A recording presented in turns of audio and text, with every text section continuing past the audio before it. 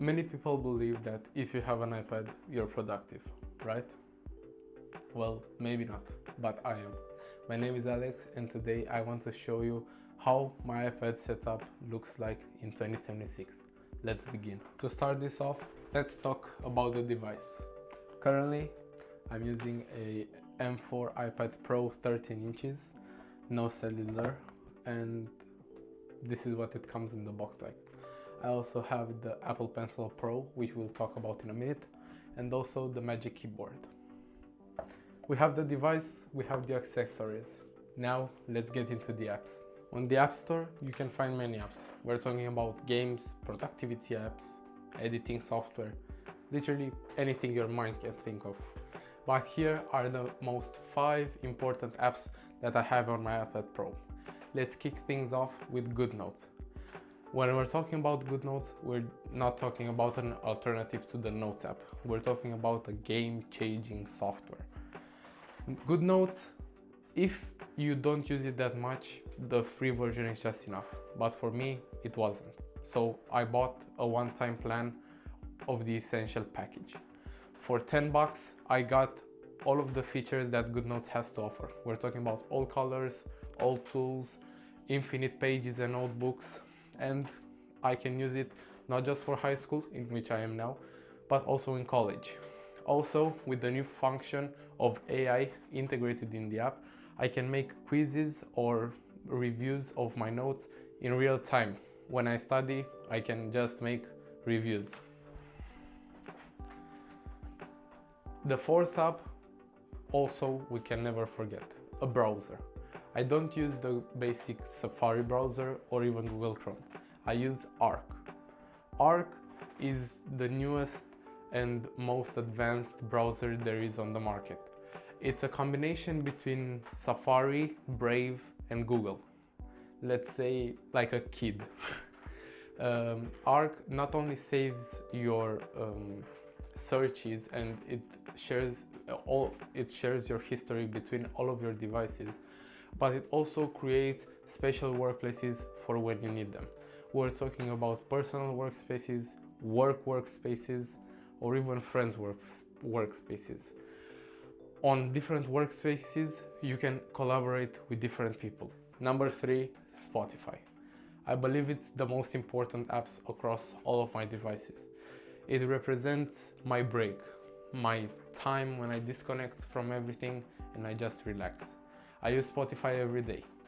On my way to high school, when I come home from high school, when I relax, even when I sleep. I sometimes listen to music when I sleep, but it just represents peace. I also have Spotify Premium, which I highly recommend. If many ask, yes, I had YouTube Music. I know it gives you also YouTube Premium, but I decided to give up on that because I used to say too much on YouTube, and I decided that Spotify is the better version. Number 2, of course, we can never forget AI. When I say AI, I don't mean Gemini, ChatGPT, Claude, I mean everything. I think I have all of the available AIs that there are on the market. I have Google Gemini Pro, I also have ChatGPT Pro, and I also have Perplexity Code and DeepSeek, but I don't have them in the Pro versions. I use AI on a regular basis. If we're talking about schoolwork, personal development, or even to grow my personal business. I also use it to learn. I found that Gemini with its database can help me a lot to study and to learn more about AI models and also about the subjects that I'm interested in. And number 1, the most important app that I believe there is on my iPad is the Reminders app.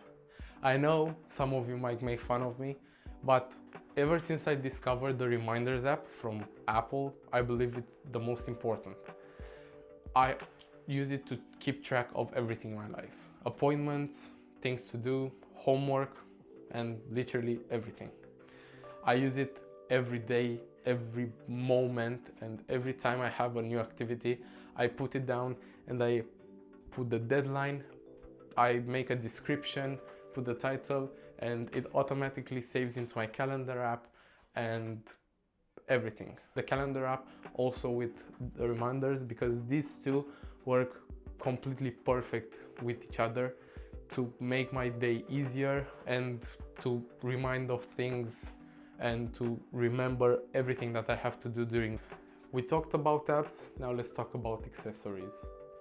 I have an Apple Pencil Pro that I bought with my iPad. I bought it at the same time, and I use it every day when I'm at school, but also in my free time. When I'm at school, as I said, I use it with GoodNotes. I take my notes, I write, I use it for the function to type messages. I also write messages by hand, and I also use it in the free time to draw, to relax, and also to play games. Another accessory that I use is the Magic Keyboard. Maybe I don't use it on a daily basis, but every time I need it, it's there.